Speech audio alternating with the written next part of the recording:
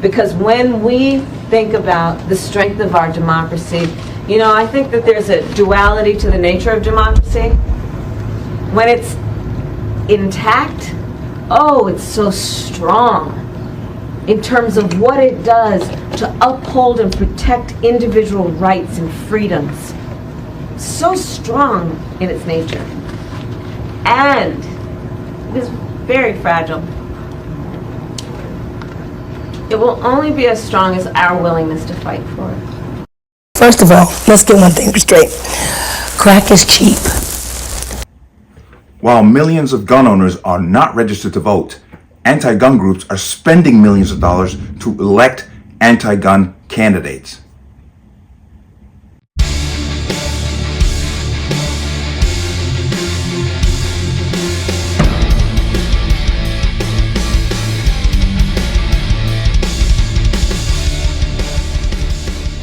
Welcome to another installment of the Connecticut Gun Bench. Today's video is brought to you by P.A.N. Firearms, LLC. P.A.N. Firearms, your NRA certification and multifaceted gun training. You can reach us at 203-300-6343 or use our website at www.panfirearmsllc.com. As always, there'll be a link in the description box below. And if you like channel-like content and what I do here, you can support me with the link. Everything's appreciated.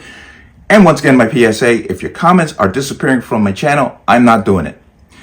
There seems to be this growing problem across this platform of specific channels and specific content and specific comments being removed without question or reasonings why.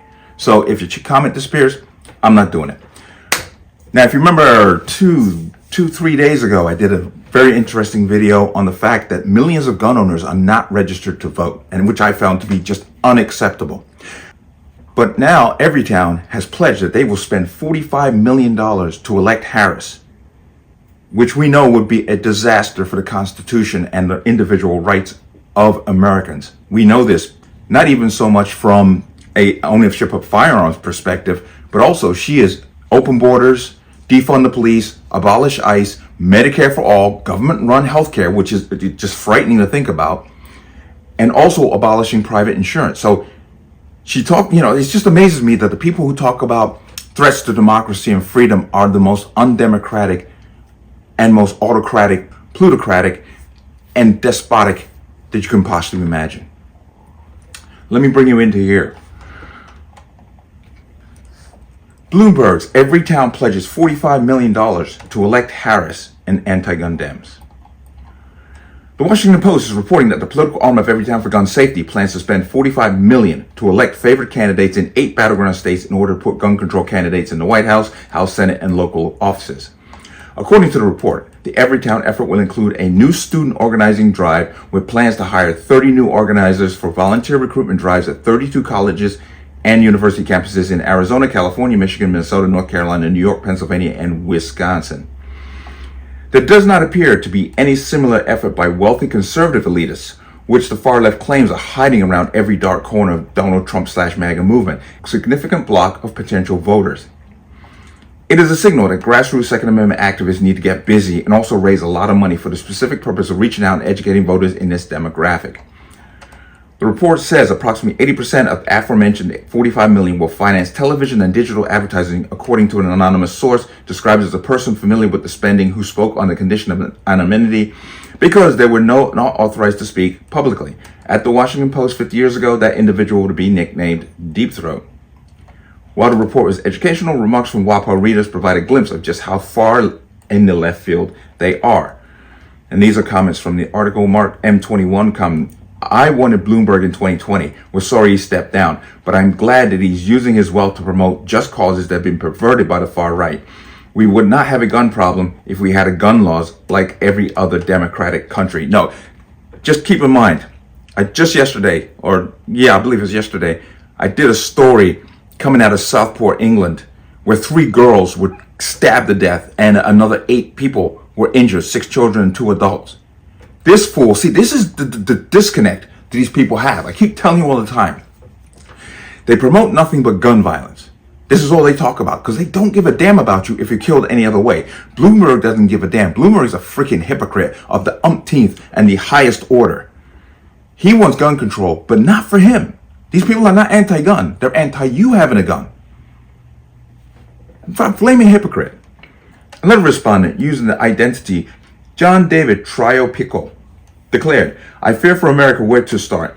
Gun control should have been established long age, an utterly dystopian state of affairs. So much death, so much stupidity, thousands of men, women, and children murdered every year. Murder, murder, murder, bombs. We have to ask what makes a great country." You know, these are the freaking NPC simp bastards that do this crap. Look at what he wrote. Thousands of men, women, children murdered every year. This is a fact. FBI report. More people are killed by blunt force objects, hammers, hands and feet, than firearms. And when you want to talk about specifically assault weapons, that number plummets. But these people are so just buying into whatever they heard on MSNBC or CNN that they just can't think critically. And that's scary because these people vote. Then along comes Motor City Matt, who tells other readers to follow the money. Republicans love gun violence. It drives gun sales, NRA membership, campaign contributions from gun manufacturers, and ultimately votes for Republicans. Presumptive Democrat nominee Kamala Harris has not publicly said a thing. In the past, she has. She said plenty. But considering her past positions on gun control and mandatory buybacks of semi-automatic rifles, which are now being walked back by the campaign, according to New York Times, she doesn't need to solidify her bona fides with the Everytown crowd. And we've heard her. I mean, you've heard the videos of her talking about she wants assault weapon ban. She wants mandatory buybacks on semi-automatic rifles. We've heard her say this. What makes you think she's changed her position? They're trying to play her as the moderate right now. She is not a moderate. She is a far left progressive lunatic. Period. According to a September 17, 2019 Fox News report, then Senator Harris expressed her support for mandatory buyback programs for assault weapons during an appearance on The Tonight Show with Jimmy Fallon. The Fox story quoted Harris stating, "A buyback program is a good idea. Now we need to do it right away." And that's just the beginning of the snowball effect on the top of the mountain coming down. It starts with assault weapons. The violence continues. Then it's going to be handguns, semi-automatic firearms.